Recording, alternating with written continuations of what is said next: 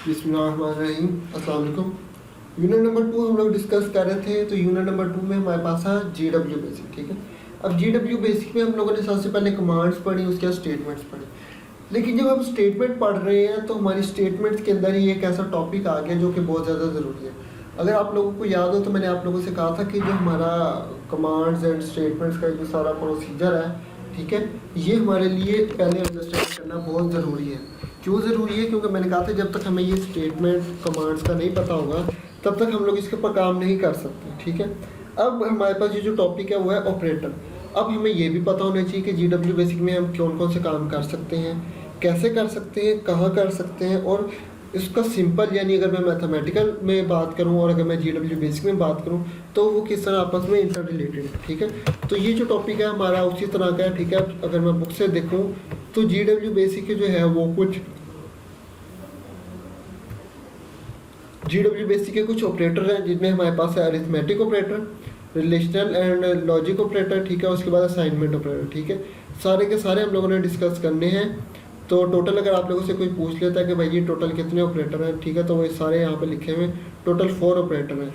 एक ये अरिथमेटिक है, एक रिलेशनल है, एक लॉजिकल है और एक है कनकैटिनेशन ऑपरेटर। ठीक है, एक असाइनमेंट ऑपरेटर। टोटल 5 ऑपरेटर हैं। ठीक है, ऑपरेटर प्रेसिडेंस नहीं है, टोटल 5 ऑपरेटर हैं GW बेसिक में, जो कि आप लोगों को पता होना चाहिए। अब ऑपरेटर जो बेसिकली वर्ड निकला है ये हमारे पास निकला है जी ऑपरेशंस है। ठीक है, ऑपरेशंस क्या होता है? कोई भी काम करना, आप लोगों ने कोई भी आप लोग कह लें कि ऑपरेशन या काम वगैरह, बेसिकली जिस तरह मैथमेटिक्स में ऑपरेशन होते हैं ना, एडिशन का, सब्ट्रैक्शन का, मल्टीप्लिकेशन का, ठीक है, उसके बाद अगर मैं कॉन्जुगेट से रैशनलाइजेशन का कर लें, तो इसी तरह GW बेसिक में भी कुछ हमारे पास ऑपरेटर्स होते हैं। अब वो ऑपरेटर जो है किस तरह आपस में इंटरलिंक्ड है, या किस तरह काम करते हैं, या किस तरह जो है वर्क करते हैं, हम लोगों ने उसको देखना है। ठीक है, तो सबसे पहले हमारे पास जो आ जाता है वो आ जाता है arithmetic operator. Arithmetic operator basically जो अरिथमेटिक ऑपरेटर है ये बेसिकली अरिथमेटिक से निकला है। ठीक है, यानी आप लोग कह लें कि हमारे पास जो कैलकुलेशंस है या अरिथमेटिक कैलकुलेशंस है।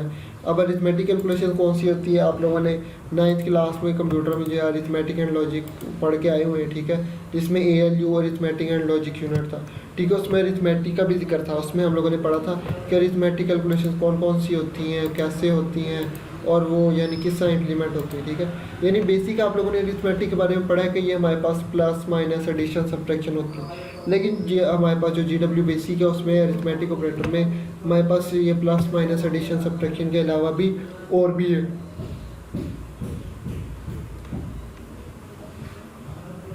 ठीक है, ये हमारे पास exponent, negation, modulus, integral, division, तो ये सारी चीज़ें हमारे पास जो है ना ये अरिथमेटिक ऑपरेटर में आती हैं। क्या सर, क्या यानी इसके सिंबल हैं? आप लोग देखें, एडिशन का सिंबल ये है, सब्ट्रैक्शन का सिंबल भी पता है, मल्टीप्लिकेशन और डिवीजन का ही पता है, एक्सपोनेंट का आप लोगों को पता है, आप लोगों ने जो है 9th में इसको देख चुके हैं। ठीक है, लेट अस सपोज एक नंबर है, मैं यहाँ पे लिखता हूँ। ठीक है, तो लेट अस सपोज ये है नंबर 2, इसका आप लोगों ने एक्सपोनेंट करना है तो वो किस तरह होगा वही मैं आप लोगों को दिखा देता हूँ।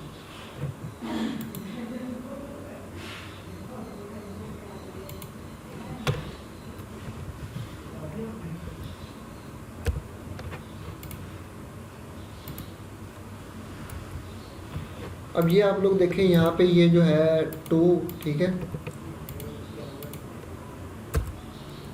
ठीक है, ये जो लिखा हुआ है 2 और ये जो 3 लिखा हुआ है ना, ये बेसिकली 3 उसका क्या है? एक्सपोनेंट है। ठीक है, तो ये आप लोग जो है वो मैथ्स में पढ़ चुके हैं और वहीं आप लोगों ने इसको बड़ी डिटेल में समझा भी था।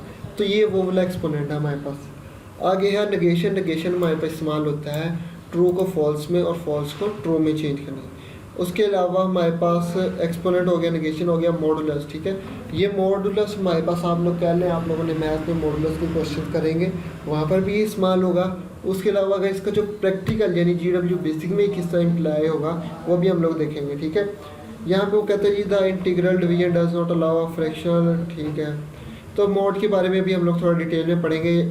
The last operator are modulus, also called remainder operator, and integral contrary to the division operator which returns the modulus operator returns the remainder of an integer division। ठीक है, यानी जब हम लोग मॉडुलस का ऑपरेशन करते हैं ना तो हमारे पास जो रिमाइंडर आता है वो हमारे पास एक इंटीग्रल डिवीजन है, यानी हमारे पास एक पूरा एक एग्जैक्ट नंबर आता है। और इंटीग्रल डिवीजन में आप लोग सिंपल जो 2 नंबर को डिवाइड करते हैं तो ये वो आता है। ठीक है, अगर आप लोगों को याद हो जिसमें हम लोग क्वेश्चन, रिमाइंडर, डिवाइजर, और इस तरह की चीज़ें लिखते हैं तो ये इंटीग्रल डिवीजन में आता है। मॉडुलस में ऐसी चीज़ें नहीं आती, ठीक है।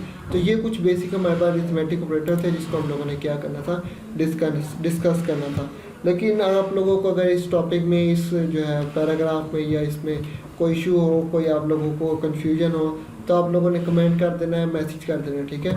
लेकिन मैं आप लोगों को बताना चाहूँ, जिस तरह ये देखें, ये एक्सपोनेंट है ना, ये a की पावर n है, इसको GW बेसिक में किस तरह लिखा है, ये a, ये सिंबल आप लोग देख रहे हैं ना। इसी तरह यहाँ पे जो है मल्टीप्लिकेशन का ये सिंबल है, और जो कंप्यूटर है उसमें बेसिकली कंप्यूटर में अगर मैं बात करूँ तो मल्टीप्लिकेशन का ये स्टेरिक की सिंबल विजिबल है हमारे कीबोर्ड के ऊपर भी और इस तरह भी, तो हम लोग इसी को इस्तेमाल करते हैं। इंटीग्रल डिवीजन सेम है, ये बताने का मकसद ये कि कुछ कमांड स्टेटमेंट्स हमारे पास सेम है, कुछ हमारे पास डिफरेंट है।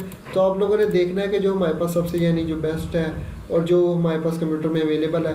अब ऐसा नहीं है कि हमारे पास जो कंप्यूटर में अगर ये क्रॉस का साइन है ये विजिबल नहीं है, ये विजिबल है, लेकिन हमारे पास जो है ना वो अंदर बड़ी सेटिंग से करके निकालना पड़ता है, इसलिए हम लोग ये स्टैटिक को यूज़ करते हैं। इंशाल्लाह आप लोगों से अगले लेक्चर में मुलाकात होती है। खुदा हाफिज़।